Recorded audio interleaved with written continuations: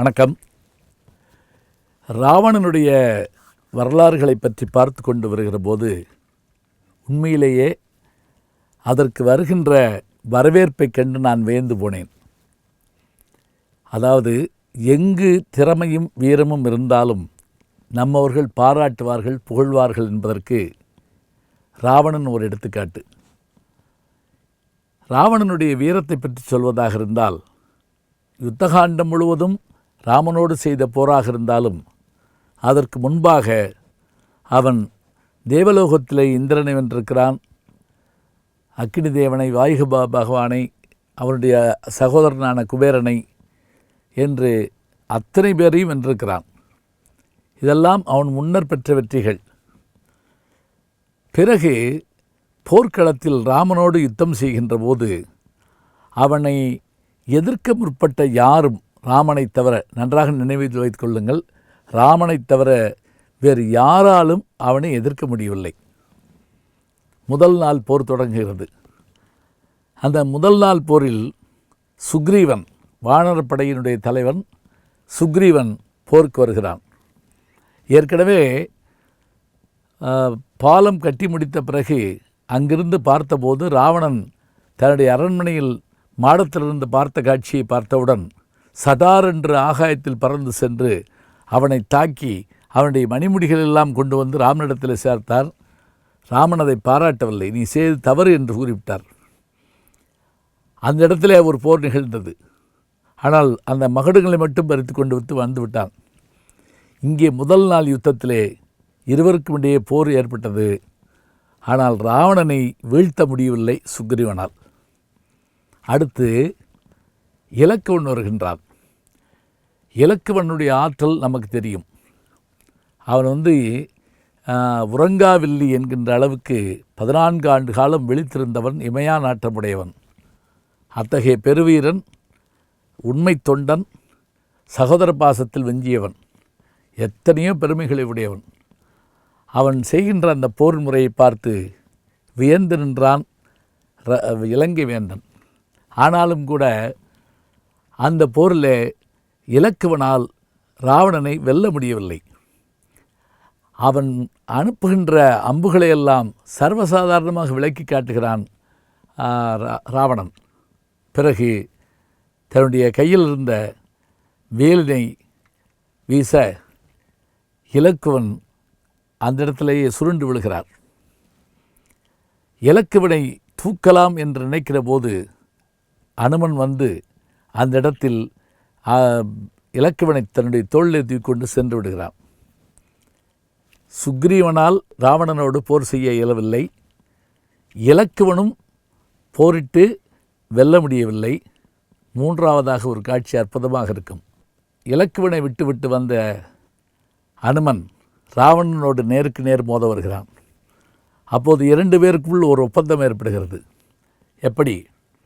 சரி, நான் என்னுடைய 20 கைகளாலும் உன்னுடைய மார்பில் ஓங்கி ஒரு குத்து குத்துவேன். நீ தாங்கிவிட்டாய் என்றால் நான் உன்னோடு நீ போர் செய்ய மாட்டேன். அதே போல நீயும் உன்னுடைய பலம் கொண்ட கரங்களால் என்னை மார்பில் குத்து. நானும் தாங்கிவிட்டேன் என்றால் போர் முடியும் வரை நாம் இருவரும் மோதிக்கொள்ளக்கூடாது. அதன்படி ஒப்பந்தம் ஆயிற்று. இப்போது அனுமன் விஸ்வரூபம் எடுக்கின்றான். எப்படி இலங்கையில் சென்று அந்த அசோகவனத்தை மற்றவற்றை அளித்தானோ அதுபோல தன்னுடைய பெரும் உருவமாக மாறிக்கொண்டு தயாராக நிற்கிறான். ராவணன் என்ன செய்தான் என்றால் தன்னுடைய 20 கரங்களால் ஓங்கி அனுமனுடைய மார்பிலே குத்தினான். சற்றே நிலைகுலைந்துதான் போய்விட்டான் அனுமன். பிறகு தன்னுடைய பலத்தை எல்லாம் திரட்டி கொண்டு தன்னுடைய 2 கைகளாலும் ராவணனுடைய மார்பில் குத்த அங்கு திக்கயங்கள், அதாவது 8 திசைகளை தாங்கி கொண்டிருக்கின்ற யானைகளினுடைய தந்தங்களை மார்பிலே தாங்கியிருந்த அந்த ராவணனுடைய மார்பில் இருந்த தந்தங்களெல்லாம் திக்குக்கொன்றாக பிரித்து கொண்டு போயிடனாமாம். அதனால் வாரணம் பொருத மார்பும் வரையிடை எடுத்த தோலும்னு சொல்கிறப்ப இந்த இடத்துல பிச்சுட்டு போயிடுச்சு. ஆனாலும் ராவணன் என்ன செய்கிறான், சற்று மெலிவுற்றேன், இருந்தாலும் நான் தயாராக இருக்கிறேன் என்று சொல்லுகின்ற அந்த வார்த்தை, அந்த பாடலை பாருங்களேன். நான் மெலிவுற்றேன், ஆனாலும் நீ தகுதி உள்ளவன்தான். மெலிவு என்பதும் உணர்ந்தேன், என்னை வென்றாய், இனி விரலோய் என்று ஒரு வார்த்தையை சொல்லுகிறான் அனுமனை பார்த்து. இப்படி சுக்ரீவனும் இலக்குவனும் அனுமனும் ராவணனை வெல்ல முடியவில்லை. அது மட்டுமில்லை, ராவணன் எத்தகைய தன்மையுடையவன் என்பதை போருக்கு வரும் முன்னே தீர்மானித்தவர்களில் அங்கதனும் ஒருவன். ராவனுடைய தூதுவனாக அங்கதன் செல்கிறான். அப்படி வந்த அங்கதனை பார்த்து, வா அங்கதா, உன் தந்தை எனக்கு நண்பன், நீ ஏன் ராவனிடத்தில் இருக்கிறாய், என்னிடத்தில் வந்து விடலாமே என்று ராவணன் கூப்பிட்ட போது, உன்னிடத்தில் வந்து என்ன செய்ய, நீ தவறான முறைகளை கையாளுகிறாய், எனவே நீ ராமனிடம் சரணடைந்து விடு என்று அவன் சொல்லுகின்றான். அப்போது ராவணனுடைய அந்த உருவத்தையும் பெருமிதத்தையும் பார்த்த அங்கதன் என்ன நினைத்தான் தெரியுமா? இவன் சாதாரண வீரன் இல்லை, இவனை வெல்ல வேண்டுமென்றால் ராமன் கையில் இருக்கக்கூடிய வில் ஒன்றினால்தான் வெல்ல முடியும் என்பதை தீர்மானித்தான். கம்பர் அதை அழகாக அந்த பாட்டில் சொல்கிறார்.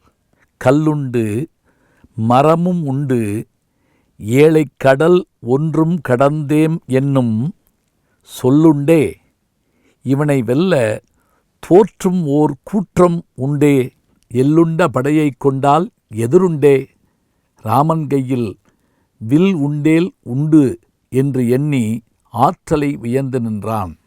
இப்படி அங்கதனால் பாராட்டப்பெற்றவன், மற்ற மூவரால் வெல்ல முடியாதவன்.